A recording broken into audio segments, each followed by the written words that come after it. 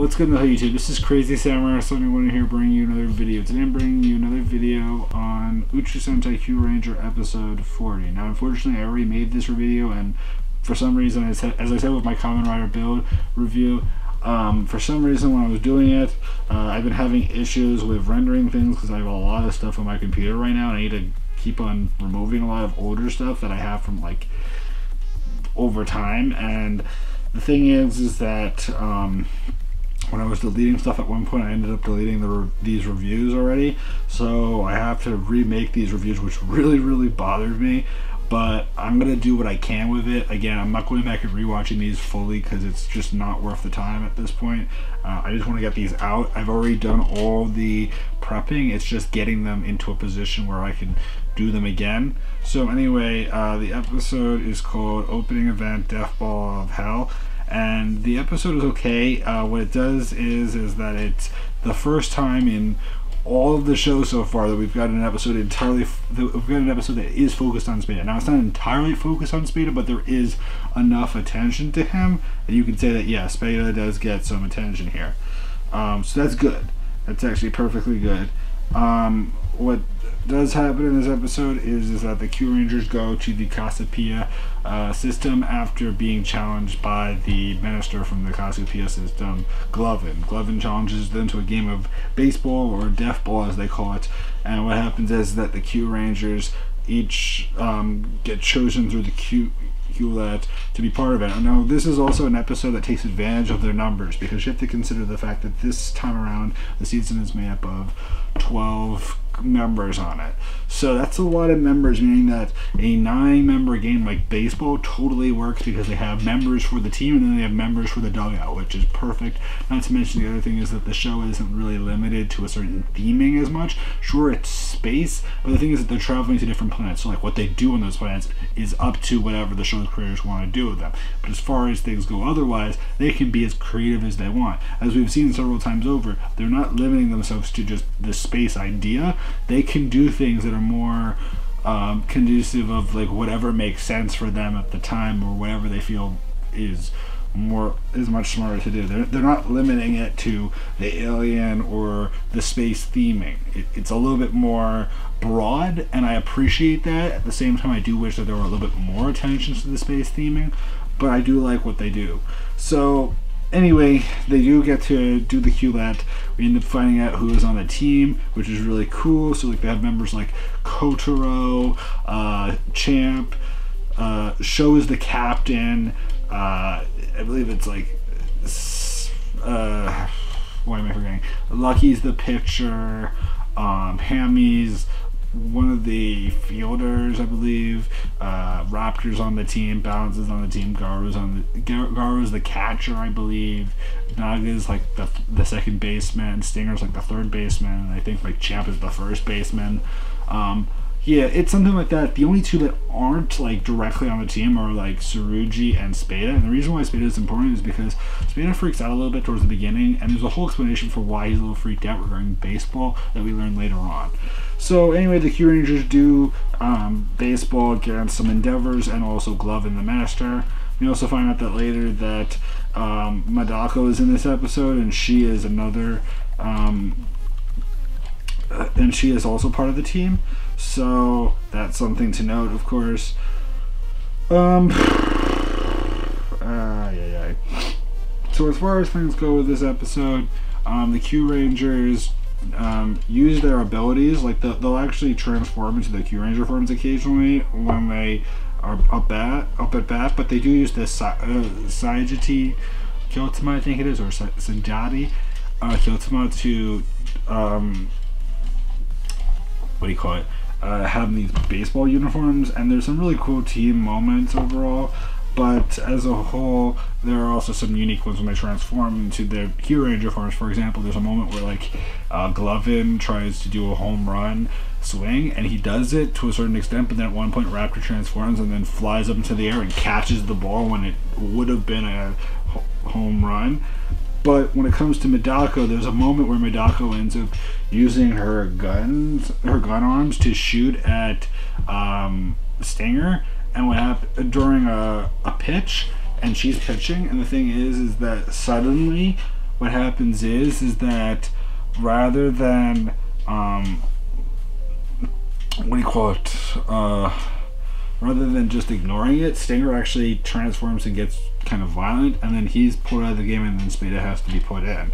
And the thing is that sounds like, oh, no big deal. But the problem is that when Stinger goes up to bat, he's not that good at baseball, so when he tries to play it, he actually does pretty terrible. He gets frightened by the ball, he doesn't know how to hit it properly, he feels like he's gonna hurt himself or something, and it's very obvious that he's not very hopeful. Thing is that we do have good things like Lucky and Tsurugi being players that switch out for each other and each get home runs. Now that's all good, but at the same time, Midako ends up doing some cheap moves occasionally through the episode, including using a special move that allows her to turn 1 ball into 5 balls and get 5 home runs. Additionally, there's a moment where during the whole brutal scene or whatever, we have it where Lucky is like held in place when he's transformed, and basically picture it where like if I hit my hand on my funny bone, you know, if you actually like aim at your funny bone and you really hit it hard, like this side actually hurt, it kind of hurts me a little bit, but like, if I just did that and I were hammering away at with my hand, that hurts a little bit. But imagine someone going with an actual bat and swinging at your funny bone a number of times in a row. Do you realize how much that could hurt? Like, that's basically what Glovin did, and it was ridiculous. So that also creates problems for Lucky with how well he's able to fight and everything. And eventually what happens is that the punch position where they get tied up, and they're down with 2 strikes, bases loaded, and if they don't get this next hit, they lose the game. So what happens is that who's up at bat? Spada.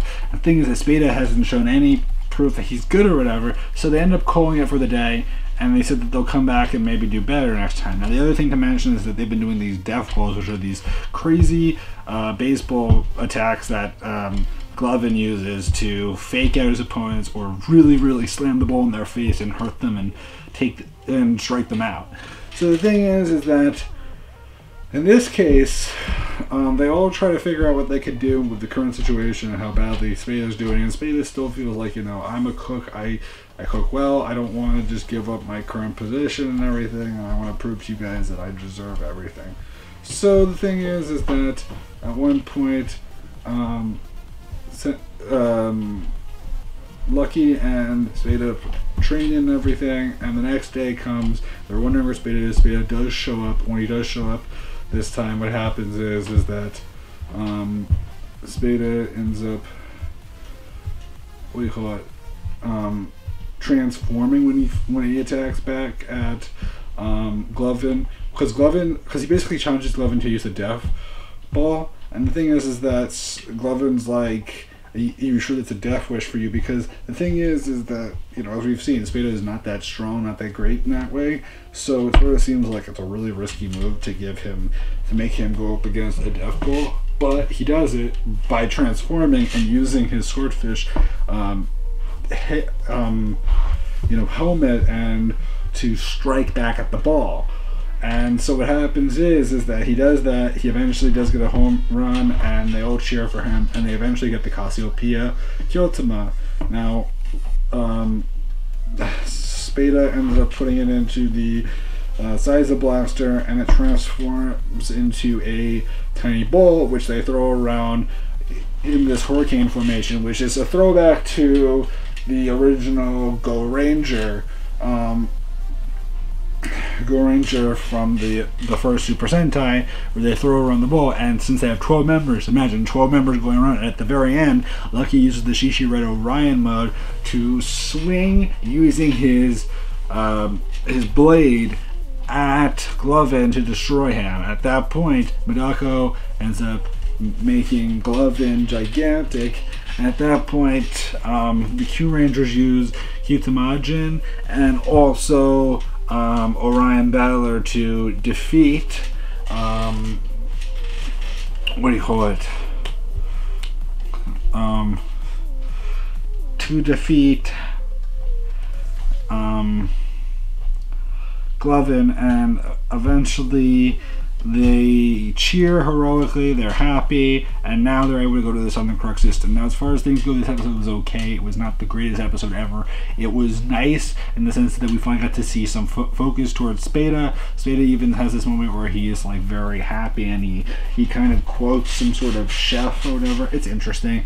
Anyway, following all this, what ends up happening is that the preview clip basically shows that the next episode is going to lead to the Kyurangers going to the Southern Crux system. They're going to meet a new major villain, and they're going to meet someone that apparently Garou knows that Garou doesn't want Lucky to destroy necessarily, because supposedly he has some connection to him, but he does seem to be an enemy at the same time, or at least he comes across that way. So anyway, that's about it for me. The only thing I will say is that this week, as of Friday, most likely we will be finally getting our first bit of information regarding images, toy catalog pictures, and some other stuff regarding Power Ranger and Lupin Ranger, our next Super Sentai season. So stay tuned for that. I should be talking about that soon. I will most likely get at least one of the mechas for the upcoming series, and also the changer for the series, because I do have the size of Blaster myself, and I have a couple of the more recent changers as well as some of the older ones. But yeah, keep that in mind. I will definitely possibly do a review of whatever the Power Ranger or Lupin Ranger mecha is, or something at some point. But that won't be till January, obviously. But as far as the initial impressions of stuff and my initial impressions of the suits and everything, I'll definitely be talking about that probably later this week. So keep it in mind. Please run the comments, subscribe, and you guys think. I'm looking forward to hear from you guys, and I hope you guys enjoy this video. So until then, guys, I'm Crazy Samurai 21, and goodbye, guys.